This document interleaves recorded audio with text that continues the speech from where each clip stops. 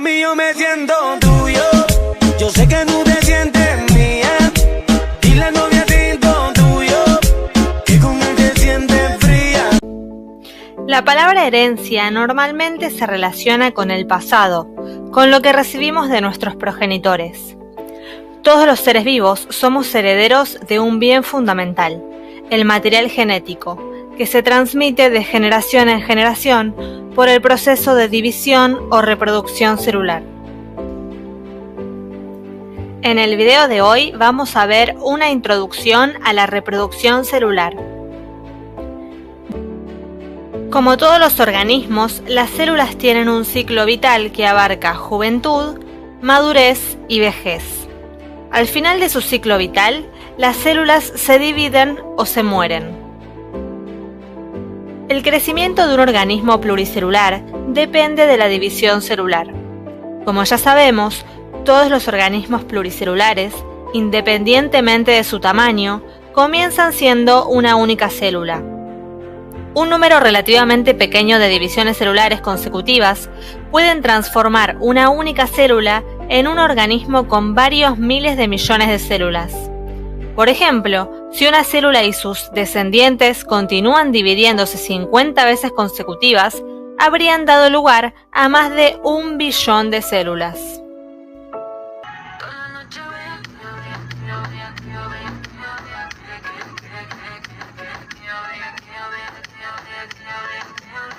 La mitosis es una forma de reproducción celular en donde una célula madre da origen a dos células hijas, y estas células hijas son iguales a la célula madre, teniendo el mismo número de cromosomas y la misma información genética. Por lo tanto, no hay variabilidad genética. Antes de que ocurra la mitosis, la célula pasa por una etapa llamada interfase. La mitosis se divide en distintas fases: profase, metafase, anafase y telofase.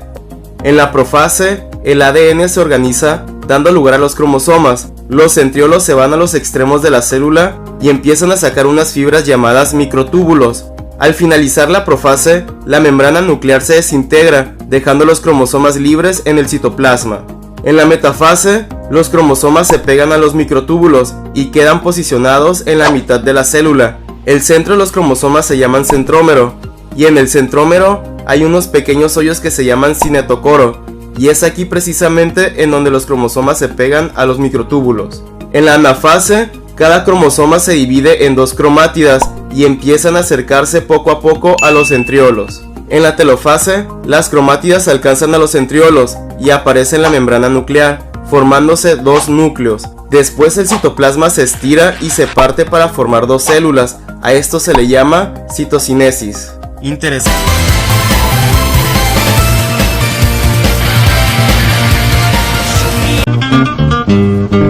Mi abuelita con mi abuelito, mi abuelita con mi abuelito, de vez en cuando, conchis canchis, bailan el bueno, tanchis tanchis, de vez en cuando, tanchis tanchis, bailan el bueno, tanchis tanchis. La producción de las células sexuales. Como sabemos, mediante la meiosis, cada célula en las gónadas masculinas o femeninas, llamadas testículos u ovarios en los humanos, forma 4 células sexuales llamadas gametos. En el hombre, diariamente se producen espermatozoides a partir de los espermatocitos primarios, comenzando en la pubertad y a lo largo de toda la vida del hombre. La producción de óvulos en la mujer difiere, como muestra la siguiente figura. Cuando una mujer nace, todos sus óvulos ya han iniciado su desarrollo. El material genético ya se ha replicado en los ovocitos primarios antes del nacimiento, pero el proceso de meiosis se detiene antes de que se haya completado la primera división meiótica. Luego, una vez en cada ciclo menstrual durante los años reproductores, la meiosis continúa en un solo ovocito que reanuda su desarrollo. Las estructuras resultantes al final de la primera división meiótica de un ovocito son de distintos tamaños. La menor de las 2 estructuras se llama cuerpo polar. Los cromosomas se han segregado, pero hay una división desigual del citoplasma. La mayoría del citoplasma de la célula original queda en la célula que posteriormente se transformará en un óvulo y el cuerpo polar se desintegra. En la segunda división meiótica sucede un proceso semejante. Durante la metafase de la segunda división meiótica, un óvulo se desprende a través de la pared del ovario en el proceso denominado ovulación. La segunda división meiótica se completa solo si ocurre la fecundación. Luego, se forman el cigoto y el segundo cuerpo polar, como muestra la figura. El segundo cuerpo polar también se desintegra. De esta manera, las dos divisiones meióticas producen un solo óvulo en lugar de 4. Si se formaran más de un óvulo, que luego fueran liberados a mitad del ciclo menstrual femenino, sucederían más partos múltiples.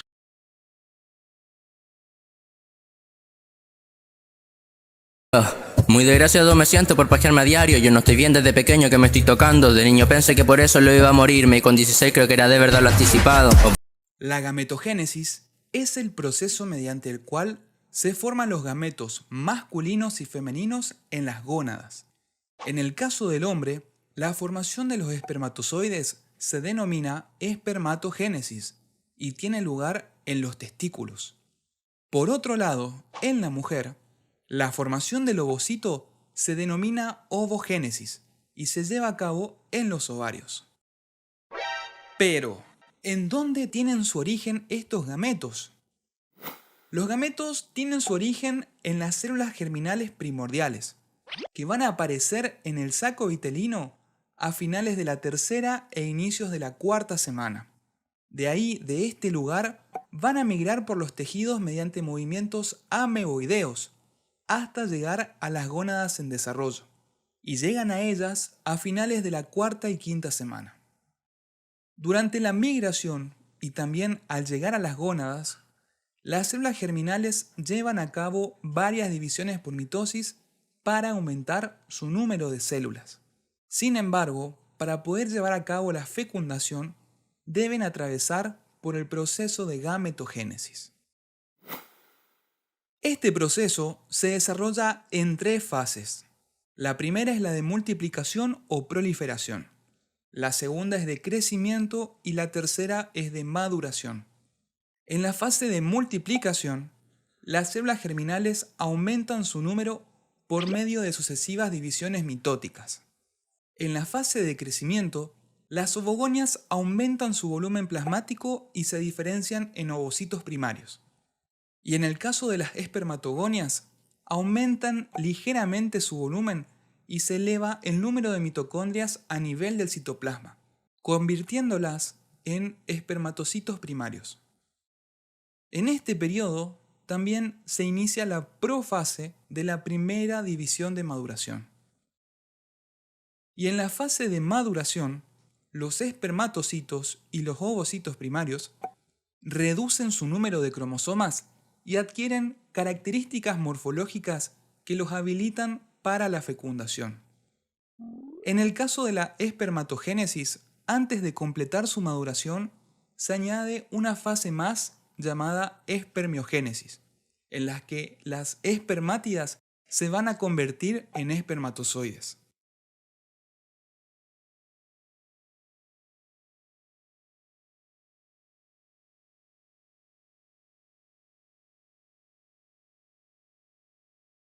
Hoy vamos a hablar sobre la regulación de la expresión génica. En líneas generales, entendemos por expresión génica al resultado de los procesos de transcripción y, cuando corresponde, de traducción. Es decir, un gen se expresa cuando en la célula se obtiene a partir de él un producto funcional, ya sea un polipéptido o un ARN distinto del ARN mensajero. Si el producto final es una proteína, se considera que el gen se expresó cuando la proteína está activa, es decir, cumpliendo su función. Recordemos que en el ADN de cualquier célula existe una determinada cantidad de genes, propia de la especie. Es de suponer que esos genes no se están expresando de forma simultánea durante todo el tiempo de la vida de esa célula. Entonces, ¿de qué depende que un gen se exprese o no en un determinado momento? Seguramente de las necesidades de la célula, de las condiciones del medio en el que se encuentra, de las señales que reciba, y en células diferenciadas que constituyen a los organismos pluricelulares, depende también de su linaje e historia epigenética. Esto nos lleva a advertir que existen procesos de regulación de la expresión de los genes que responderán tanto a cambios en el entorno como a procesos intrínsecos del metabolismo celular.